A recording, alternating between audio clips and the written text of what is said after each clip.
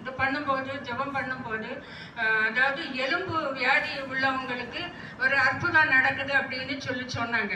எனக்கு இயற்கையாகவே வலது கை கால் பக்கம் வேதனை, ஒரு மாத காலமாகவே இந்த உடஞ்ச எலும்பு அது சேரலையே எனக்கு தெரியாது. ஆனால் நான் ஆண்டவர்கிட்ட மன்றாடி ஜெபம் பண்ணிக்கிட்டே இருக்கேன்.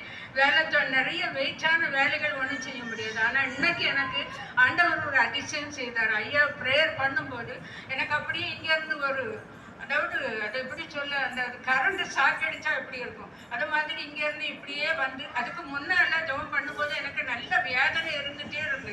அப்போ நான் நினைக்கிறேன், ஏப்பா எனக்கு இப்படி வேதனையாக இருக்குது, நான் ஆராதனைக்கு தானே வந்திருக்கேன், சத்துரு சோதித்தாலும் எனக்கு நீங்கள் விடுதலை தரக்கூடியவங்கன்னு என் மனசில் நான் அப்படி நினச்சிட்டு இருக்க நேரம் அப்படியே நான் நினச்சதை ஐயா சொல்லி ப்ரேயர் பண்ணாங்க. அந்த நேரம் எனக்கு அந்த வேதனையெல்லாம் போயிட்டு நான் அவங்க ப்ரேயர் பண்ணி முடிக்கிறதுக்குள்ளாலே கையை தூக்கி பார்த்தேன். கர்த்தர் எனக்கு